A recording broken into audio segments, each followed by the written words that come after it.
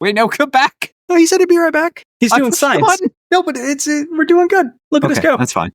We're hanging out, having a good time. Sorry, I needed to open the window. That makes sense. It's a little stuffy in here. Living the dream. All right. Where did we leave off?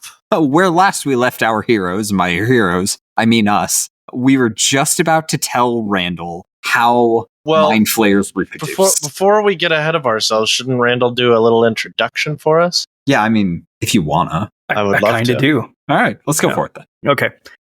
Flare sex episode, finally. That's exactly what this is. Thank you, chat. That was a gift.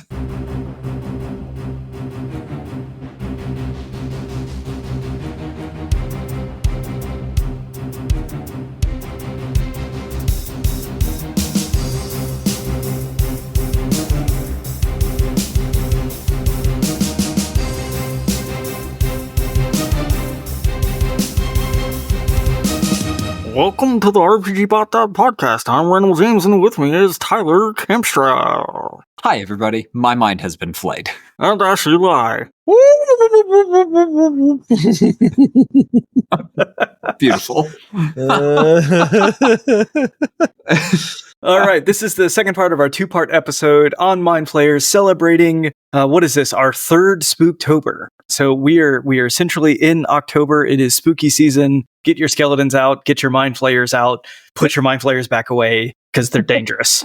Spooktober, Spooktober, ooh, ooh, ow. Watch out for those spooky skeletons. It's Spooktober, yow!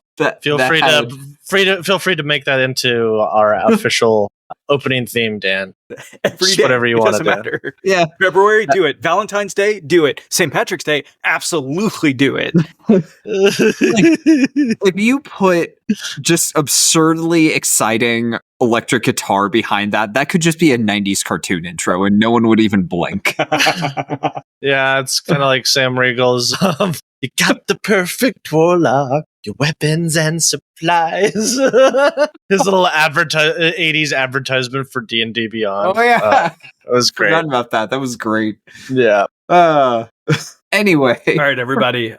This is a family-friendly podcast, so I'm going to do this as gently as I can. We're going to talk about how Mindflayers. They don't. How they reproduce? How they reproduce? Yes. Well, here's what it is, Randall. When a mommy Mindflayer and a daddy Mindflayer love each other very much, they do unspeakable body horror onto an unsuspecting victim that eats them from the inside out, turning them into a horrible monster being that hungers for human flesh. They're just like us. You're like halfway there. All right, hang on. I'm going to read you box text. Wait, before you do, real quick, Dan, cut this later. I really hope Dan puts just a really long beep in that gap that I made.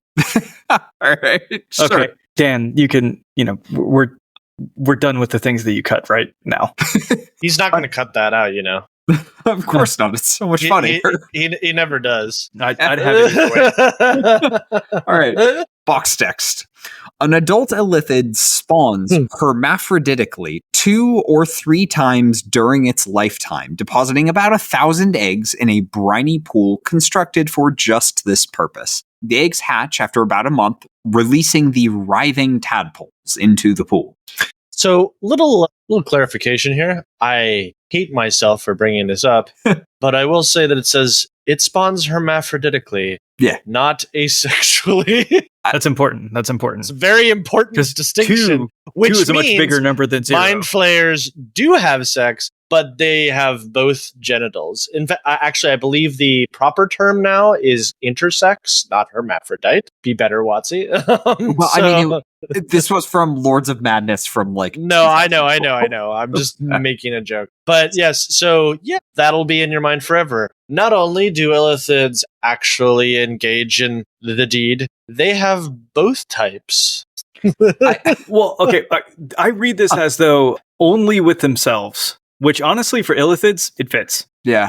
So you're saying they put one under the other?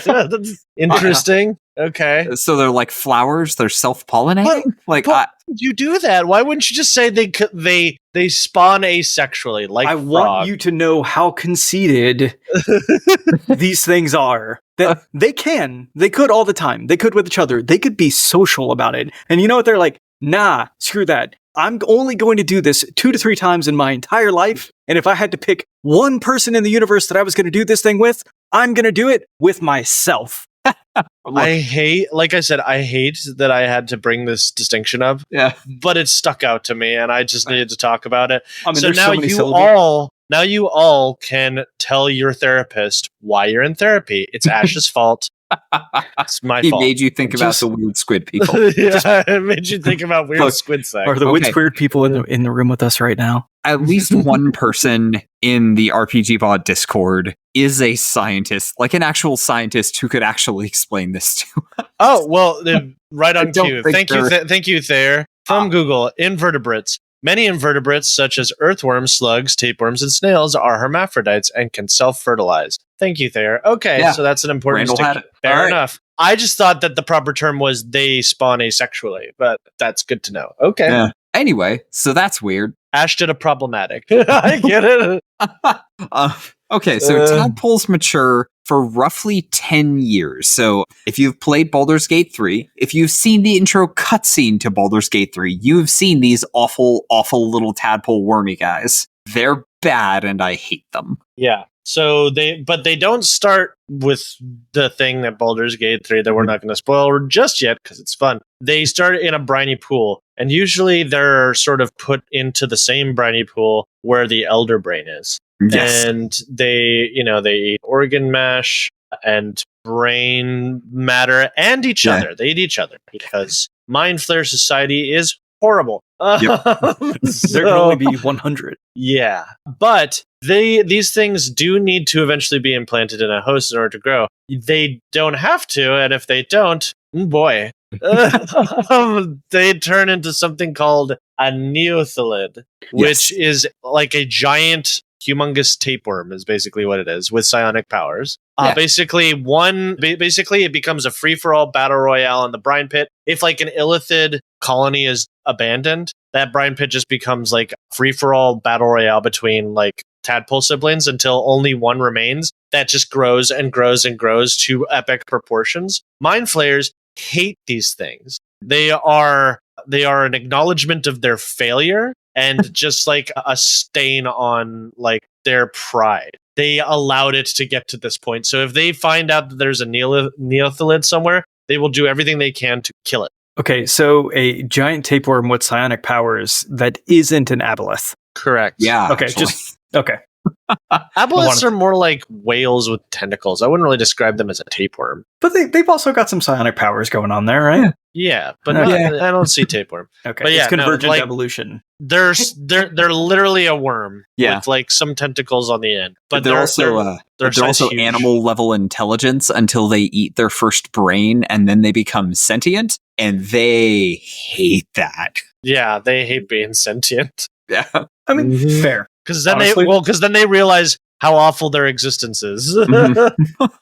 Yeah. So that's the bad outcome. Well, bad for the Mindflayers. No, absolutely not. Bad for who? Bad for the Illithids? Bad for everybody. Honestly, bad for the Illithids. Like it's just an all around bad. But there's a worse outcome, arguably, which is seromorphosis. Wait, hang on. I have to get one thing before we move it on to seromorphosis. So, Mindflayers lay a ton of these eggs, like 1,000 per laying 2 to 3 times in their life cycle. I think Mindflayers live to be about 100 on average, so like every 20, 30 years. Yeah, 1,000 eggs. They all hatch in the brine pool, the same brine pool that has the elder brain. And the elder brain's primary food source is these tadpoles. Awful. Mindflayer society is horrible. Yeah. Okay. Yep. Yeah. Just, go into your boss's office, feel like, I have laid these eggs. I'm going to leave them in your care. The best of the best will arise as tadpoles. Everything else is lunch. Yeah, no, it's more like, I had like 10 babies last night. Can you watch my babies? And you come back and your boss has eaten like 8 of them. Good, they deserved it. but like, there's an understanding in the society, and by an understanding, I mean the elder brain's in charge of everything. So like the whole like you do this 2 to 3 times in your life. If you had a fatty elder brain, like just insatiable, they'd be like, "No, we're gonna crank those numbers up." Like, because give me more eggs. You don't do anything without the elder brain demanding it. So honestly, my honest preference is whoever wrote this did not think about it. They drank 10 Red Bulls. Well, no, I mean it makes sense because the elder brain wants food, but it also wants to propagate its species so that they can return to their glorious past. Separate concerns. So the elder brain.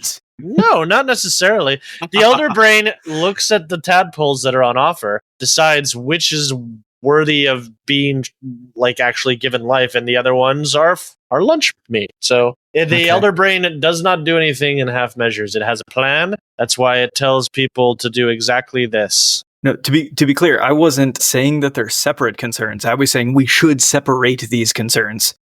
Yeah, but if the elder brain is the head of the society and it has a vested interest in making that society as strong and as pure as possible. Look, I'm sounding really Nazi-esque here, but that's Mindflayer society. Then the elder brain gets to be the final say. He gets to judge. They get to judge the spawnings that are on offer and say yes, no, God, no. Get in my belly right now. No, the tadpoles aren't completely sentient until they become neothelids. Oh yeah, Delta asked in the chat, are tadpoles sentient? They're like animal level sentient. They're animal level intelligence. They're functionally frog tadpoles. Yeah. Imagine if Mindflayers got a prion disease, how quickly you could take out a whole colony. Oh yeah. I mean, there are examples in lore of a diseased elder brain. I believe there's one that has a domain of dread all to himself in Ravenloft called Bluetspar. It's home to a diseased elder brain that lives underground of a dead planet. So that's fun. Cool. Okay, so we're ready to talk about seromorphosis? Yes. Yeah, let's do it. So, seromorphosis. It's that thing that was attempted to happen to you in the first 5 minutes of Baldur's Gate 3. It's not really a spoiler. It's in the trailer, y'all. So if this is the first time you're hearing it, sorry. Prepare for nightmares. So basically what happens is a Mindflayer, in order to turn a tadpole into another Mindflayer, needs a host body, not another Mindflayer. It needs to be a humanoid, preferably a human, as they seem to have the most compatible brain waves of any other humanoid species, but they're not picky. And we'll get to the consequences of trying to do seromorphosis on things that should not be seromorphosed in a little bit. But so you kidnap some people, you make them so that they're helpless, usually with a brain blast that usually like stuns people. And then you take one of these little tadpoles and you put it on their face. And the tadpole decides whatever method it wants to get into your brain, either through your eye socket or sometimes through your ear cavity, sometimes through your nose or your mouth. Who knows? It's a fun little adventure. Bring your kids. At that point, you undergo, I believe it's like a week of gestation where the tadpole is eating your brain from the inside out. And slowly over a week, you start to metamorphose. Why it's called seromorphosis. Your body, your jaw starts to unhinge. Your brain case starts to elongate. You start to sprout tentacles out of your mouth, and your hands change into the shape of Mindflayer like claws. And within a week, ooh, look, a Mindflayer. If you want to see this horrible thing in action, Baldur's Gate 3, helpfully, in their first ever teaser at E3 for Baldur's Gate 3, they showed a dude going through seromorphosis in a rapid pace. It doesn't actually happen that fast. It happens over a week, so it's a lot of pain. That guy actually got lucky, and it happened in like almost an instant. But it's horrifying. Can I make a request? Like when I undergo seromorphosis, that the part of my brain that they eat first is the part that you just put this knowledge in? Oh, no. See, that's the thing. For certain people, the scholars aren't sure why, but the process is designed to make a person be conscious for as long as possible and recognize what they're going through as long as possible. Because Mindflayers are horrible. Yeah. I believe after like day 3, it becomes impossible to stop the process unless you use like a wish spell.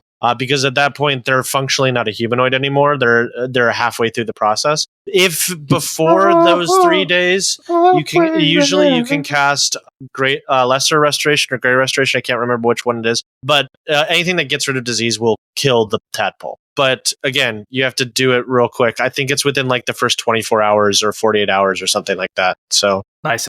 Okay, I want to read a little bit of box text because I think there's some good content here. Okay. Only certain races are used by the Mindflayers as recipients of seromorphosis. In general, donors must be humanoid, mammalian, between 5 feet 4 inches and 6 feet 2 inches tall, and weigh from 130 to 270 pounds. Humans, elves, drow, Githzerai, Githyanki, Grimlocks, gnolls, goblinoids of medium size, and orcs are sought after donors. Yes, another wonderful clip from Lords of Madness. Yes. So, gentlemen, do we all fall into that demographic? Yep. Yes. Look at me. I'm good for something. And hey, look. It's hey, lucky you, short and tall people.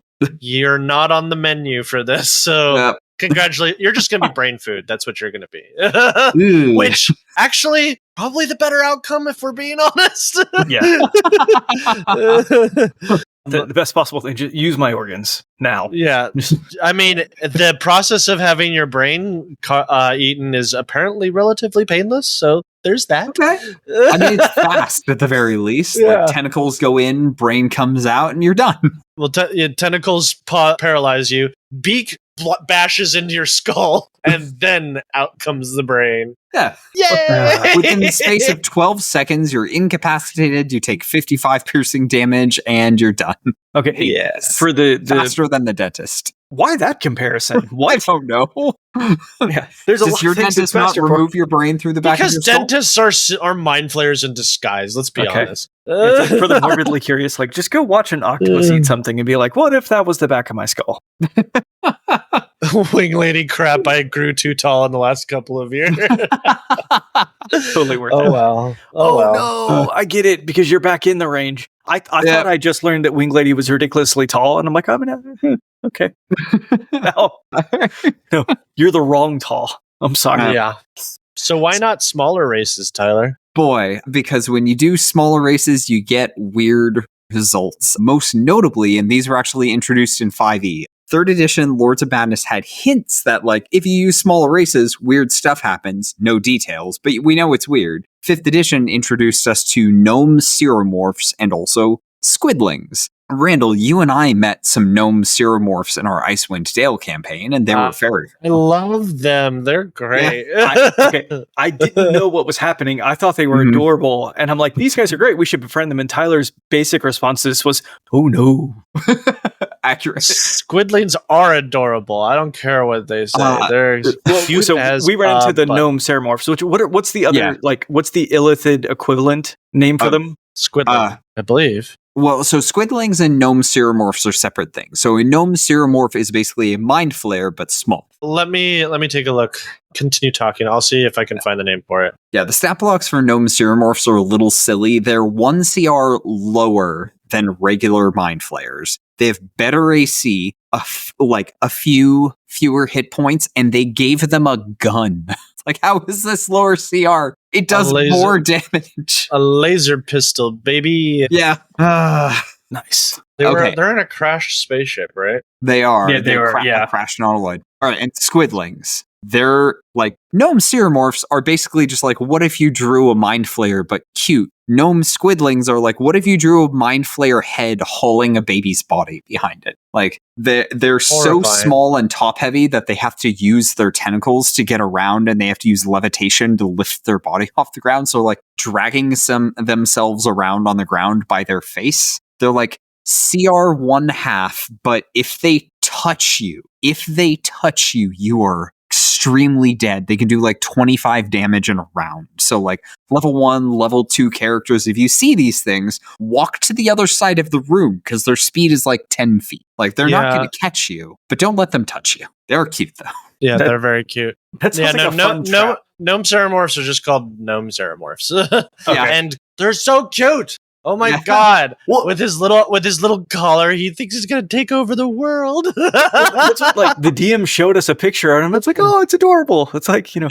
if not friend, why cute? And Tyler was like, we should murder these things. And it said, I think we negotiated with them, and then maybe we murdered them. Were they friendly? I thought they were supposed to be friendly. They were friendly. I had not been introduced to gnome seromorphs because that is where they were first introduced. Yeah. So I didn't know any better as a player. Like, it's a Mindflayer, we kill it. Yeah, I think also those specific gnome seromorphs aren't part of the hive mind, so that's why they aren't immediately hostile. It does say on their stat block any alignment. It doesn't say evil. Yeah. So that's good. Okay. But yeah, gnome seromorphs are the best. I will die for them. They're great.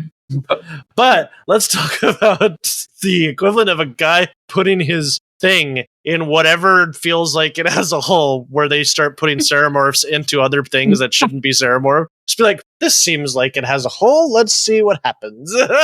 Accurate. A nose hole? We talked on the previous episode how Mindflayers will research basically anything if there's any remote chance that it might give them an edge in conquering the universe. So, sure, we've got thousands of tadpoles and assorted bodies. Let's see. Yeah.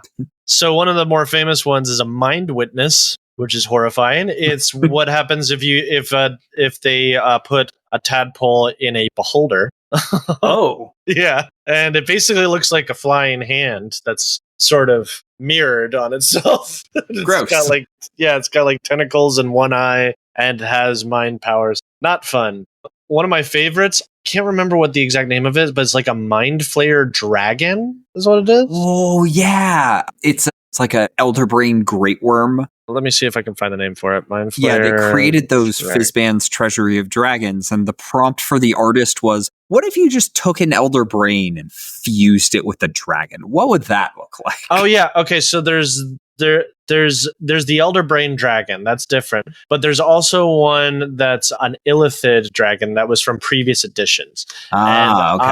I'm going to show you what this looks like because Brain Stealer Dragon, that's what it's called. Thanks, Delta. Yeah, don't like this.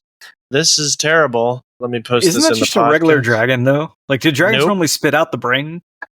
No, well, they don't normally you'll see why it's not. Take a look at that horrifying nightmare. I'm going to go to Discord for it. Yeah. Wow, I hate that.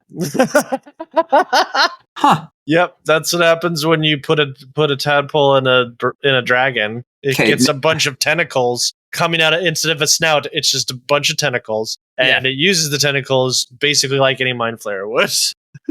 Wing lady Loki looks like a prawn to me. You're not wrong. Kinda, yeah, absolutely. Now that you mention it, there's some others I can't remember. There's like so many Mindflayer things. Yeah, that they've just put tadpoles in. I can't remember all of them, but there's a lot. The other big minion that I don't think it's made from seromorphosis, but intellect devours. Those are fun. Just where do those come from? A CR2 creature that can kill you. Yeah, really easily. So, all right, intellect devours. They're not made with tadpoles. Like, there's some special thing that Illithids do to brains to turn them into an intellect devourer. And they use them as scouts, spies, pets. And yeah, they eat brains, and they're a terrifying, terrifying threat at any level because they target intelligence saves. If I remember correctly from when we reviewed A Quest from the Infinite Staircase, we talked about something mountain. Help me. White Plume Mountain. We talked about White Plume Mountain. And like the final encounter of the entire adventure is like 8 intellect devourers. It's like you've beaten the adventure. You're just trying to leave, but they have to kick you in the shins one more time on the way out with 8 intellect devourers, which is probably going to TPK you. Yeah. They were worse in older editions, but they still kind of suck in 5e. Yeah. They attack your intellect, your intelligence stat, not just your hit points. And if you get to 0, you're dead, basically. Yeah. And then they crawl into your skull and eat your brain and pilot you like a puppet. Like a mech. Yeah, like a mech. Yeah. And then the last little thing is cranium rats. is another experiment of theirs. I love cranium rats. They're fantastic. They are rats who have been given sentience and have exposed brains, and they get smarter the more of them there are. So there's a actual like nest of cranium rats in Undersigil, in the city of Sigil, called the Us. And it's basically runs everything in the Undersigil. Did we get that in Mort's Planar Parade, or is that actually from previous editions?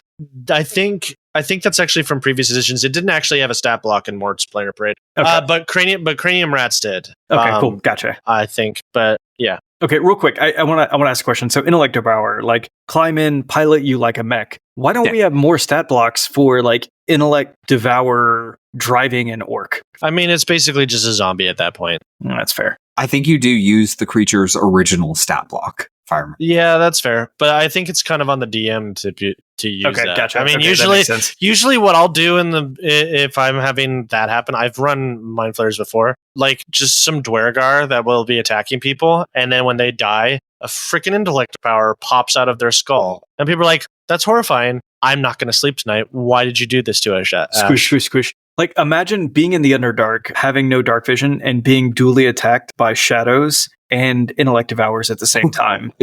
Nope, that's my worst nightmare. That's my worst nightmare. I'm never going to the Underdark. Let's talk about something else. Ulitharids. Let's talk about them. Yes. Okay. I think you just said moving on. So we talked about when seromorphosis... I'm going to try those words again. So we talked about when seromorphosis goes wrong, and like when you try to seromorphose things that shouldn't. If things go right, Mindflayers, like they appear full size, but they're considered immature for about 20 years. So like there is such a thing as a juvenile Mindflayer. They're plenty smart, they're plenty powerful, but they just don't know a lot of stuff yet, and they have to adjust to suddenly being a Mindflayer. Surprise. But yes, Ash is right. Ulitharids. Ash, what do you know? So Ulitharids are sometimes, occasionally, nobody knows why, but something happens in the process of seromorphosis that makes an epic, special little snowflake Mindflayer. And he's better than everybody because he has very long, glorious tentacles, and he's 2 feet taller than everybody else. Elder Brains hate these guys because they have a semblance of independence and free will, especially once they mature. When they mature is when it's kind of revealed that they are Ulitharids. And as they grow and gain more power, they start to rebel against the Elder Brain more and more, until eventually they manage to take control of like several, up to almost half of the colony that the Elder Brain controls. And like, these are my followers now. Screw you, Mindflayer. Here's 2 good ones for you. And then they peace out to start their own colony. And then over the next few years, they slowly morph into a new Elder Brain. So, Randall, you were asking before, how are Elder Brains made? That's how. Yeah. Okay, let me talk in a little more detail about how that happens. So Ulitharid goes off, finds a new spot, starts their own colony with their whatever number of Mindflayers, but they have to become an Elder Brain, right? And you don't just like wake up one day and you're a giant tentacle-y brain monster. They have this specific magic item that only Ulitharids can craft called a Staff of Extraction. And what they do is, they'll go and they'll start their new colony. They will create a brine pool. They will prepare themselves ritualistically and then use the Staff of Extraction to extract their own brain and plop it into the brine pool. Their brain then begins to rapidly grow into the new Elder Brain. Their body immediately dies and is yeeted into the brine pool to serve as the Elder Brain's first meal. And they weren't using it anymore. Yeah, exactly. You eat your own body, you do auto-cannibal. Wow. I wasn't wearing it, I was eating it. Oh. It's kind of reminds me of that Futurama episode where he's talking to massive brains. What killed the dinosaurs? Me. Okay, Curious Closet in the chat points out that Ulitharids don't necessarily have to be enemies with the Elder Brain. The Elder Brain doesn't have to hate them. Quote from Monsters in the Multiverse, an Elder Brain's reaction to the rise of an Ulitharid varies. In most colonies, the Ulitharid becomes an Elder Brain's most favored servant, invested with power and authority. In others, the Elder Brain perceives an Ulitharid as a potential rival and manipulates or quashes the Ulitharid's ambitions accordingly. That is true, but the outcome is always the same. The Ulitharid will eventually... It's just inevitable that the Ulitharid will eventually rebel against the Elder Brain, take some of their followers and go off to form their own colony and turn into a new elder brain. That's just the life cycle of an Ulitharid. So an elder brain that has a good relationship with an Ulitharid knows that this is happening and accepts that this is for the greater good of their society. The great plan. Yeah, it's part of the great plan. Some the elder grand brains design. the grand design. Some elder brains are more petty, obviously, but others are like, yes, I accept that you will eventually betray me. But it's kind of like the Sith rules. It's like, one day you will be strong enough to beat me and overthrow me, and that is how we will continue our society through Klingon promotion. But it makes sense. Like if you're in a place where you can barely survive because you don't have enough brains to keep the colony going, having another person show up and be like, oh, I'm going to go start my own colony. I can imagine as an elder brain, you'd be like, one, you're an idiot. You hardly know what I know. Two, you're going to get my colony and your colony caught. The Gith are going to come in here and wreck us all. I hate you. Somebody feed him to me. Yeah. I mean, that is usually how those things can kind of happen. It's 50-50. Like, if the Ulitharid is strong enough, they can keep the colony from turning against them and feeding them to the Mindflayer. Mm-hmm. I'm feeding them to the Elder Brain. If not, well, you're Elder Brain food. So, I mean, Mindflayer Society, in case you haven't been able to tell, from birth till death, it is very much survival of the fittest. We don't have time for weakness, because we are a dying species and we have to fulfill the grand design. So there's no whining in Mindflayer Society. There's no crying. There's no crying in Illithid. There's no crying in Illithid. Wait, how do you think they fill the brine pool? With the tears of their enemies. Perfect. Okay. There's some crying. Just Illithids don't cry. Yeah. Big Illithids don't cry. Okay. Big Illithids don't cry.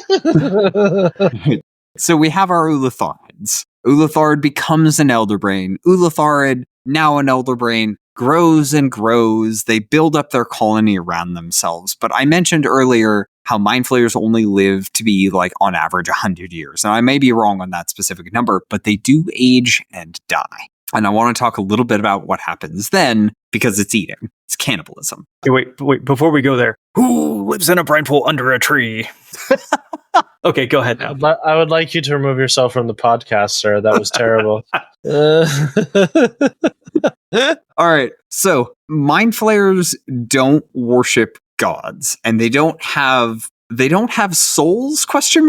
That part is kind of vague and unclear. When Mindflayers die, they do not go to an afterlife. But if they die and their brain is then fed to the elder brain absorbs its consciousness and its memories, and the elder brain grows, more intelligent, more powerful. So in Mindflayer Society, like, the end of life plan is, yes, I would like to become part of the intellectual singularity. Feed me to the elder brain. I don't care what you do with my body. I wasn't using it anyway. Throw it in a dumpster or something. That's a lovely propaganda story for the elder brain. It sure is. Feed your brain to me. You'll live on. Yeah. Totally. You'll totally live on. Yeah, and yes, as you might have guessed, it doesn't work that way. The elder brain does eat their brain. It does absorb their consciousness and all of their memories, but the consciousness of that Mindflayer absolutely eradicated. Quaza makes a good point. There is ill-sensing the Mindflayer god. It's debatable as to how much Mindflayers actually worship them. Yeah. Some do. Some are like, no, you're a blight on our society. So, all right, I can talk a little bit about ill-sensing. So, from what I understand, ill-sensing is this massively smart consciousness semi-deity that lives basically underground in the Outlands. A lot of Mindflayers revere it in some fashion, but for the most part, it's not as a, like, we worship you as a deity thing. It's, we see you as this omniscient, super intelligent presence, and we want to be that. So it's more of like a, aspirational, I want to be that situation, more than, like, worshiping it as a deity and being like, yes, please give me an afterlife. Like a wizard's infatuation with, like, a lich or a dragon. Yeah, kinda. Yeah, it's unclear if ill-sensing is even a Mindflayer related to Mindflayer Society. Well, I was going to ask a question, like, everybody knows where they live in the Outlands. Like, why wouldn't the Gith be like, yeah, we're going to wreck that? Because it's it's infamously hard to breed. So there's that. Yeah, okay. Also, if ill-sensing isn't a Mindflayer, maybe they're just like, yeah, we don't care. It's not technically a Mindflayer. Yeah, it's beneath us. Well, that's what you said. Yeah, it lives underground.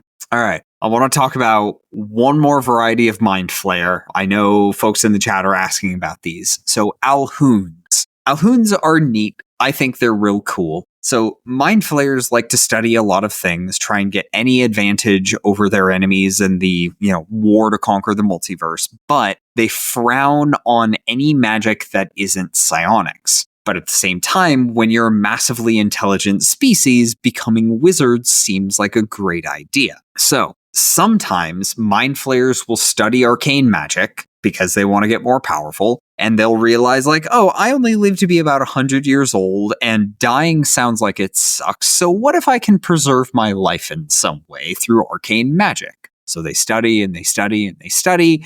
Generally, they will then be exiled from Mindflayer Society as soon as anybody finds out. Because win-win. Honestly, yes. I mean, there's some benefits to like, hey, I'm no longer part of the hive mind, but also you don't have the protection of being in a Mindflayer colony, so you're now off on your own. Also, becoming a lich is notoriously very, very difficult, and most Mindflayers don't survive long enough on their own to get there. So instead, they become these things called Alhoons, which is a very, very specific variety of diet.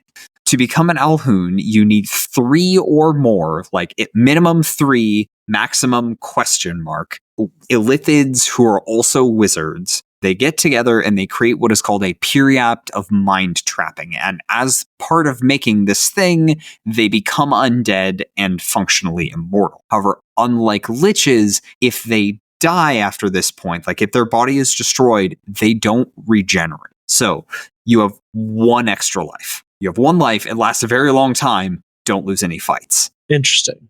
Now, I want to talk about the periapt of mind trapping, because this is very central to what an Alhoon is. So liches have to continually feed souls into their phylactery, their soul cage, whatever you're calling it.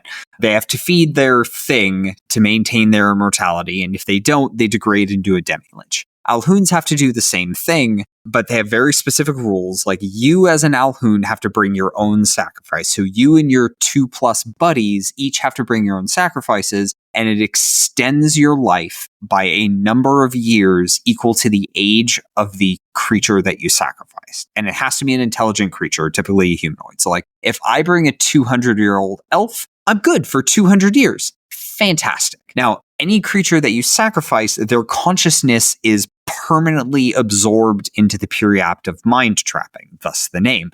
So their mind is trapped in there until the thing is destroyed. So as you sacrifice, as you and your buddies are living longer and longer, all of those consciousnesses are getting trapped in the periapt of mind trapping. And if you die, you also go into the periapt of mind trapping, and all of the creatures inside it are basically stuck in there thinking at each other, which is kind of sounds like hell, honestly. Yep, sounds like hell. Well, yeah. So the Illithid deserves it, right? Like they're gonna suffer. At least pick people who'd be good company, preferably people who have demonstrated in life they're forgiving. Yeah. Let's see. So one more cool thing about the periapt of mind trapping: if you hold one of these things, you can commune with any of the minds trapped inside the periapt. So like, if there's a bunch of people who've been in there, they might know something useful. So if you're sufficiently intelligent and patient, you may be able to communicate with them one at a time to get information from them. So it's kind of a neat magical item they might encounter in an adventure. Yeah, that's cool. So how do we fight these things? How do we fight these things? I'm going to answer one question from the chat real quick. Quasit asks, could an Illithid also just become a regular lich? Any precedent for that? No. I can't think of a reason why they couldn't. Yeah. I think it fundamentally doesn't work. If it did, then they would do the lich thing. Well, because being an Alhoon is strictly worse. Only the most powerful Mindflayer mages could achieve true lichdom and were also known as Illithid liches. However, many in the realms did not make this distinction.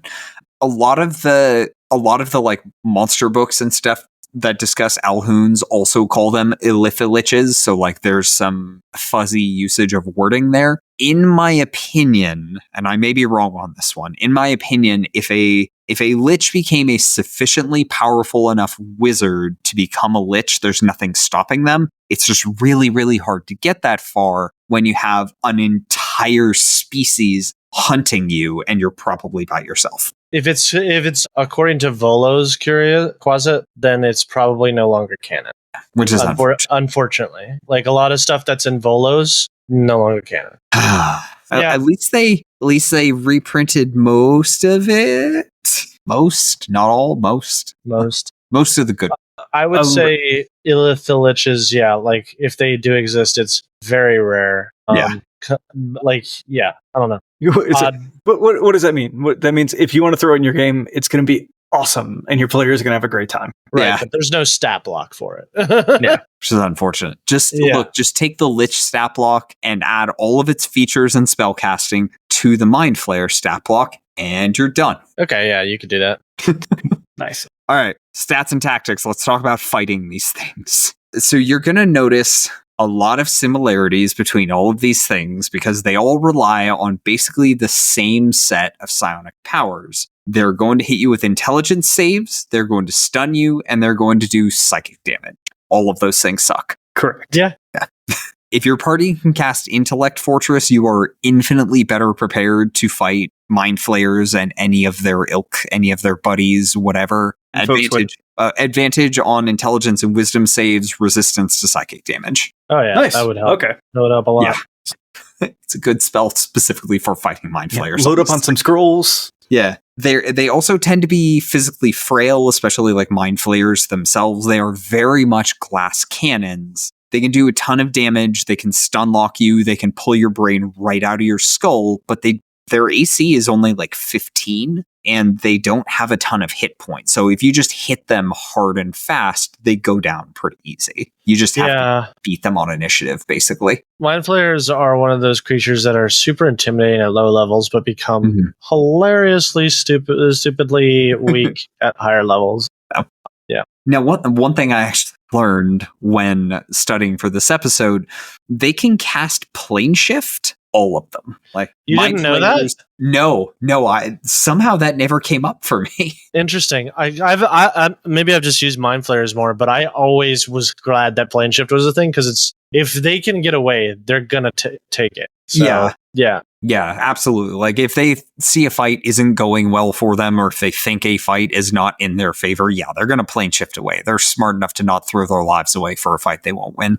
Mm-hmm. Okay, Elder Brains, very similar in a lot of ways. Honestly, it's a larger Mindflayer with lair actions and legendary actions. Realistically, you're never going to find an Elder Brain outside of its lair because they live in those brine pools in the middle of the Mindflayer colony. Finding them anywhere else would be exceptionally weird. They do rely heavily on psychic damage. They're borderline stationary. Like their fastest move speed is swimming at 10 feet. So like they're not chasing you. They're not running away. They're not going anywhere. They can cast plane shift, but like where are they going to go? To a saltwater ocean? To a place where someone isn't attacking them. Okay, ideally. Plane shift to the plane of water. It's nice and briny. Or they could plane shift to the far realm. There you go. That's an option. Yeah. Okay, so Elder Brains have this really cool feature called Psychic Link. As a bonus action, they can establish a Psychic Link with any creature within range. I can't remember what the range is off the top of my head, but any incapacitated creature within range. Now, this is super important because you can be incapacitated by their Mind Blast, like Mindflayer's Mind Blast, Mindflayer's hitting with tentacles, like all of these things that they use to incapacitate you give you the incapacitated condition, at which point the Nether Brain or the Elder Brain can establish a psychic link, which lets them do a few things: spy on your conversations, read your mind. They also have an ability that causes you and creatures of the Elder Brain's choice within, I want to say 30 feet to take psychic damage. So not only like it has a psychic link to you, which you don't like already, but now it can turn you into a bomb in the middle of a fight and use that to hurt all of your friends. So just like psychic damage everywhere. It's all bad. Don't fight these things if you can avoid it. Yeah, no, they're CR14. They're pretty nasty. And they get lair actions and legendary actions. And if you're fighting one of them, you're probably fighting them in the middle of a colony, which has, as we've established, at least 100 CR7 Mindflayers. Good luck. Who, for the most part, want to protect it. Yes. Yeah, and if you're hoping to sneak in and kill it all sneakily, if an Elder Brain knows that you're there, the entire colony knows that you're there. Yeah. It's the same with Mindflayers. If one Mindflayer sees you, every Mindflayer sees you. So stealthing through a Mindflayer colony is next to impossible. Yeah. So Elder Brains, they're rough. Yeah.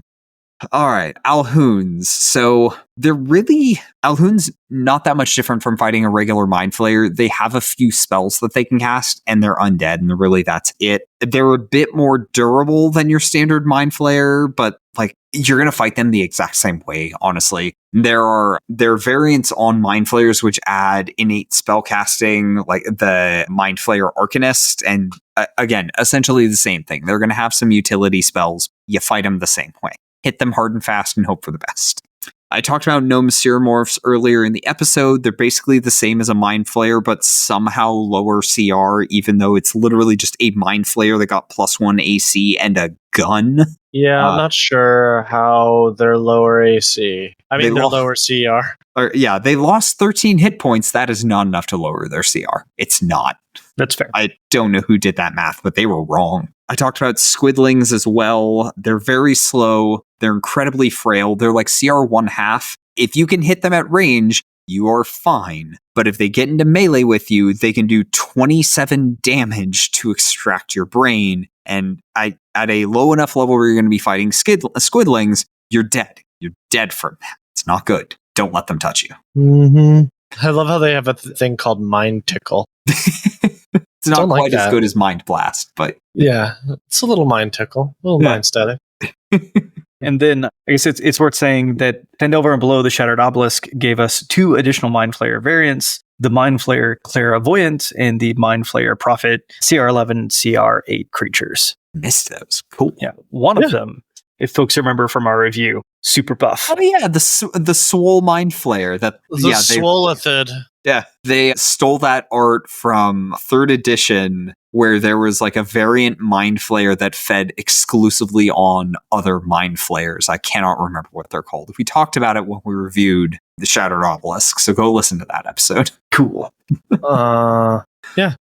So how do we use these guys? Yeah, that's a great question. Randall, do you have anything rolling around in your head for things you would do with Mindflayers? Really? Now? Do you want to take it again?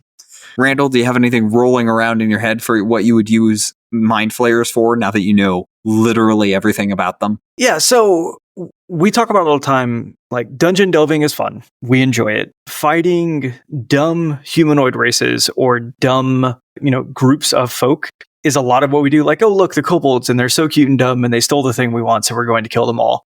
The fun thing for Mindflayers is, like, they're objectively evil. Nobody can look at this group of people and say, what they're doing is fine. So the players, like, even if you're playing a game where folks are role-playing and they're really engaging with being thoughtful about the people they interact with, you look at Mindflayers like, these people have to die. They are extremely intelligent. There's no way of hiding or sneaking or keeping secrets unless you can completely sneak. So if you're building a dungeon where the goal is to break into a stronghold and do something, I don't know if there's a better challenge for the party than a Mindflayer colony. Yeah. Well, just to push back a little bit on these guys are evil and all that stuff. There are exceptions. Okay. I wasn't saying actually. Let's think about it from their perspective. No, I'm not. I'm not both sides in this argument. No, there are the regular Mindflayer society obviously evil, but there are exceptions to the evil Mindflayer. As was stated previously, Icewind Dale has some helpful Mindflayers. They're gnome seromorphs. We're hungry. Also, Planescape and Keys to the Golden Vault has one of my favorite characters, Ignatius Inkblot, who is a Mindflayer detective. Like, he's a gumshoe, and he has on a fedora and a trench coat, and he's actually a pretty stand-up guy. He goes around solving crimes throughout the multiverse. It's pretty cool. So I think you can do some fun things with good aligned Mindflayers, especially trying to figure out how do you have a good existence if you need to subsist on intelligent creatures' heads. His brains, he's like, well, I only eat dead people, dead people's brains. But yeah, it's Mindflayers are a really cool monster. And if you want ideas for how to use Mindflayers in a game, I would say a good place to start actually is Call of Cthulhu, because they're very inspired by the Cthulhu mythos. They're basically little mini Cthulhus. So you could do body snatcher narratives, you could do ancient plot narratives. Mindflayers tend to have all the secrets and the keys to the universe. So I think just making them regular bad guys that are guarding a MacGuffin, kind of a waste of your Mindflayer. If your party's going up against Mindflayer, it's either against Mindflayers, plural, they're either the main antagonist of your campaign or the main antagonist of a significant arc in your campaign. I don't think these are just creatures that you can just throw at your players and not have a comment on it, because of the way Mindflayers work and how secretive and how rare they are, and how if you're finding a Mindflayer, it's probably because you went out to find them. It's not that you just, I stumbled upon this Mindflayer colony. Who knew? Yeah, I guess if you were trying to figure out a way to stumble upon one to have that arc, though, if one of your player characters had like a long lost loved one that nobody ever knew what happened to them, or there were rumors about what happened to them, that could be a story. Is like the city that they're from, the town that they're from, is essentially enthralled by Mindflayers, but nobody knows it. Maybe local politicians at the highest level understand what's happening and keep power by making sure that the Illithids get fed. In return, the Illithids make sure that, anybody who's bothering them gets eaten. Maybe the loved one got caught up in this. And so the goal is to go and start investigating and checking out. And it's like there's these secrets and you start to uncover them. And then eventually, you go and you kill a bunch of Mindflayers. Yeah, I like that idea. I really want to use Mindflayers as I want to use them as an ally at one point in a campaign. Like, the players are trying to do something and the Mindflayers can help them, and they're willing to help the players at some horrific cost. Like, you might not even know what it is. The Mindflayers are helping you for some awful reason that you probably don't want to think about, but you don't have a choice. I want to pull that sometime. Another hook for Mindflayers that you can do, I mentioned Bluetspur in Ravenloft. If you're doing a domain hopping campaign, that's a fun one that you can go to. Yeah. I'm probably planning on pulling that into my Ravenloft game at some point. Little spoilers for any of my players who are listening.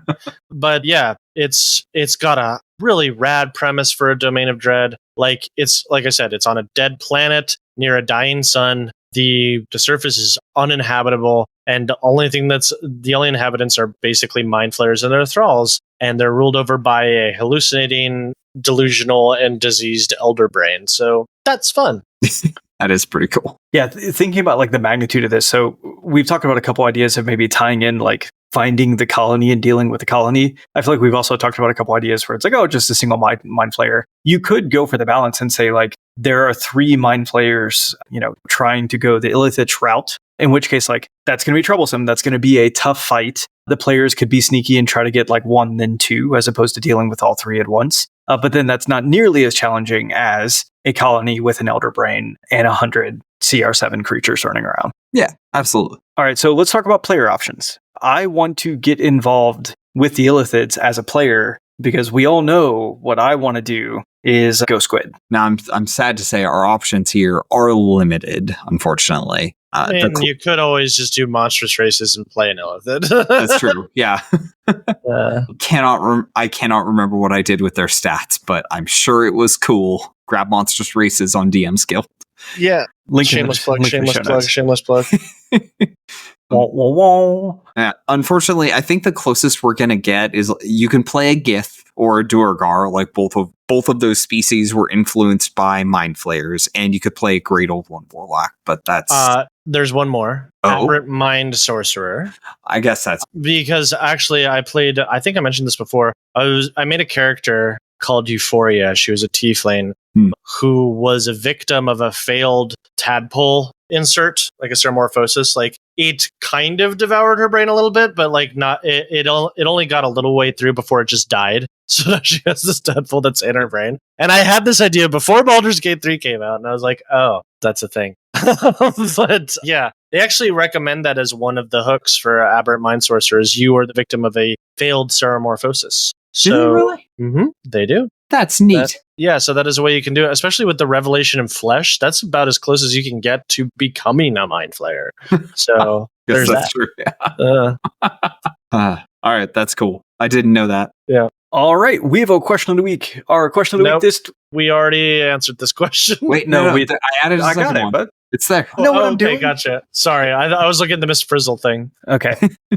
Dan, I'm going to take that again. All right, we have a question of the week this week. This week, our question of the week comes to us from Brian via email. Almost read that as brain.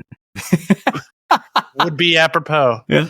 Hi, hosts. Longtime supporter, first-time question asker. I listened to the re-upload of the Success episode and recently had that obnoxious character experience. My question is, can you recall the oh shoot moment that you had with that obnoxious character where you realized you were the turd in the punch bowl? I was running a level 15 single-class Warforged Armor Artificer. I beat the game squarely over the head with math thanks to a build guide on the site, and my AC was so wildly high that the boss of the one-shot could only hit me on a 19 or 20. I had to swear to the group that I'd never play an Artificer again. I don't think I was actually part of the Success episode. I think that was probably one of the remasters. Yeah, it was a what super is- early. What is this obnoxious character thing? The character that is so good at the game compared to the preparedness of the rest of the party that, like, whether it be in combat, oh, we're in a combat scenario, don't worry, everybody. Your turns are basically meaningless because I will take care of everything. Didn't we answer a question similar to this before? Someone, someone said, "Have you ever played a character that was so overpowered that you played?" I think I know the one. It's like, what's the most overpowered character you've played that didn't break the game? Oh, okay. So yeah, it is a little bit different. Fair enough. Yeah. I think this one basically, and it isn't just breaking the game, but like if you are ruining the fun for the rest of the table, that is the turd in the punch bowl that Brian was talking about. I can say with confidence, I have never experienced this. I've never done this because I don't make super optimized characters. So, I have been party to this. Like I've been the DM for players that have done this, and I've been a player where another player did this. But no, I'm not very good at making broken characters. Okay, so Ash, what we should do right now is let's both just turn and stare at Tyler and look at him and expect him to answer this question not once, not twice, but at least 3 times. Well, it's only happened to me once. I got better. All right. Back in third edition, my problems started early. I really liked playing wizards. Still do too. But Used to do. yeah, exactly. For a very long time, I played almost exclusively wizards and wizard-adjacent characters. Multi-class wizards, gishes that were primarily wizard, but it was always wizards. And at some point, random turned to me and said, Tyler, maybe you should stop playing wizards. And at that point, I realized, yeah, I have a problem. So I stopped playing wizards for a very, very long time. Give me more of that arcane magic. I know. Look, I want to write down the name of every spell in a spreadsheet. Yeah. You have a problem, listener. You have a problem. I keep trying You to need to stand up and say to everybody, I'm Tyler Kamstra, and I'm a wizard holic. I can't get him to play a wizard anymore. No, I'm not. I am being dead serious. I cannot get him to play a wizard anymore. Every time we start a new campaign, I'm like, buddy, it's been long enough. You've sacrificed. Let's go ahead and have a wizard this time. He's like, oh, Tyler, if it's been that long, dude, just play a wizard. Just play a wizard, man. Have you ever played a long form campaign in 5e with a wizard? No. See, this is the thing. I know. I've also, I've had the opposite experience. I've never played a wizard. And so when B said that they were going to run just a casual game in my own world, they said I could play a wizard. I was like, yes, I'm on board. 100%. I get to be a player in my own world that I created. Yeah. Yes. On board. All right. I've never built I've never built the obnoxious character either. I'm trying to think. I guess is the only long form campaign that I played as a character in. Was it Icewind Dale, or have we had another? I think it may have been Icewind Dale. Yeah. Okay. And yeah, my character was a joke. This was right after Game of Thrones ended, and I was extremely angry. So I built a character named Jon Snow, who was a dragonborn who took whatever, like a silver dragon. So I took cold from the dragon, but then all of my sorcerer spells were fire. So I was a mix of ice and fire. It was a whole terrible thing. And so I refused to take any spell that wasn't a fire spell as a sorcerer, which wasn't as bad as it sounds, but also meant that I wasn't making great choices to help the group. But I had over 100% kill rate with Green Flame Blade. You and really that was did. wonderful. It was. I take it back. Probably the most obnoxious build I ever made. I wouldn't say it was like overpowered, but it was overpowered and obnoxious and annoying for my GM because of the situations he was putting our characters in. So I mentioned before Willow, my Whisper Bard. Yeah, okay. Who specialized in fear. Like I took Cause Fear, Dissonant Whispers, and Fear. And every time he would, he tried to throw a bunch of Yuan-Ti at us to punish us for going off the rails that he was very clearly putting on. Like we were supposed to trade this like MacGuffin to the Yuan-Ti and be okay with it. We decided to trick them, steal it, and run away. So he threw a bunch of Yuan-Ti at us. We were on a ship, miles of ocean. He threw a bunch of Yuan-Ti attacking us from the ocean and Sawagan, and I just nullified that fight multiple. Every time he would send Yuan-Ti at us, I just kept fearing them until I was like, what fight? Dude, you gotta stop putting us in non-enclosed spaces. And then the one time he did, when we were actually in a dungeon and it was an enclosed space, it was a TPK. So I remember you talking about it was fun while it lasted. The whole thing was like, can they still see us? It's like, are they? Yeah, where? Yeah. It's the horizon. It's the ocean. Exactly. There were flying creatures that were attacking us, and I feared them. And basically, the way the fear works is as long as they can still see me, they have to keep fleeing. So we're on open ocean. They can see me for like a mile away. So they're gone. Meanwhile, the Sawagan have to dive down underwater, which they can also kind of see me for pretty long time before like getting to the darkest depths of the ocean. So they're gone too. So all that was left, it was like a bunch of guys that were attacking us from the water, trying to drag us in, a bunch of people flying, trying to drag us off, and then a few Yuan-Ti that were on the ship. I got rid of all the major threats, and it was just these pitiful Yuan-Ti on the ship left. Yeah, Quasit in the chat. It's like, at that point, your bard is basically an SAP Ash. It's like, yeah, definitely he is legend. Yeah, no, I loved Willow, and I've said before, it was one of the most funs I had most funs. It was one of the most fun I've ever had playing 5th edition, just loading up on the fear. It was great. It was fantastic. Okay, real quick. This is a silly mechanics question, but let's party for a second. So obviously with Dark Vision, I have a max range that I could see. Is it actually rules as written that you could see me from miles away? Yes. Line of sight goes miles? Dark Vision is different from regular sight. Because the lighting. Yeah, no, understood. That makes perfect sense to me. It seems like a very minor oversight that there isn't something like, okay, but look, no kidding, you can't see anything further away than... I don't think you want to set that precedent. Like if you're saying that like your vision is only as good as your dark vision, no, that's not what I'm saying. Then like Eldritch Blast would never work. No, I'm not saying that it's only as good as your dark vision, but like some number, like you can only see 1,000 feet away. There's no rule for that in 5e. That's the thing. Yeah. Interesting. Okay, but here's the but like if you just use common sense, if you can see a speck on the, like, think about if you had an unobstructed view of the ocean, how far do you think you could see? I bet you it's not in the hundreds. I bet you it's in the thousands of feet. Sir, I am blind. Okay. I'm just telling you. With normal 20/20 vision, you can at least see the semblance of a thing from pretty far away. Well, okay. And like, not right. There's a difference between like detection and recognition. Like I can recognize that there's a person there, but I can't actually tell that it's Ash at a certain distance. Does that work? But I think you, which would be your argument, right? I don't have to know it's you if I see you. This is obviously an argument you would have, but if you're having this argument, screw you. You're a bad DM. Just let him do it.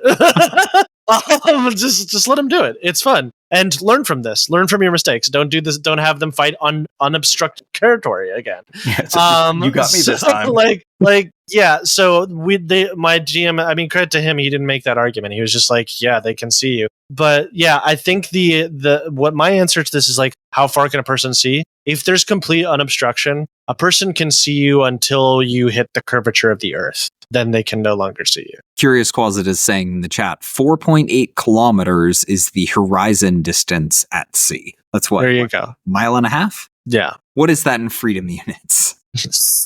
or bananas. I'll take either. Here, let's see. 4.8 kilometers? Almost 3 miles, Delta says. Thank you, Delta. That's fair. Okay. That's good. That's almost, you're right, Delta. That's almost exactly 3 miles. It's 2.9. Wow. So yeah. All right. Almost 3 miles. All hail the leisure Illuminati. Hey-o. Hey, I'm Why Randall not? James. You'll find me at amateurtech.com and on Twitter and Instagram at JackAmateur. I'm Tyler Campster. You'll find me on RPGBOT.net, Facebook, Twitter, YouTube, Twitch, I guess, RPGBOT.Net, most other socials as RPGBot. And I'm Ash Eli. You can find me doing all the squiddy things on Twitter at Graven Ashes. If you want to hire me to run one of your games, I do Pathfinder, 5e, Call of Cthulhu, Vampire, all the fun, spooky things. You can find me at startplaying.games, link in the description. If you enjoyed the show, please rate and review us on... Please don't. Please don't. Please don't. I am begging you.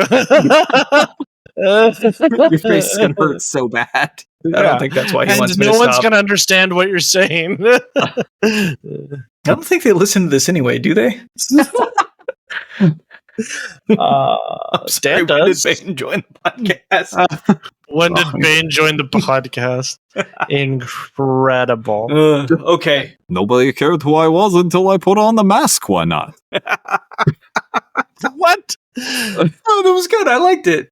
What's his famous line that he says, Bane? I can't remember. Nobody cared who I was until I put on the mask. No, I thought there was a different line. You think the dark your ally, but you merely adopted the dark. I was born and molded by it. Just some edgelord nonsense, honestly. Well, no, Tom Hardy was so miscast in that role.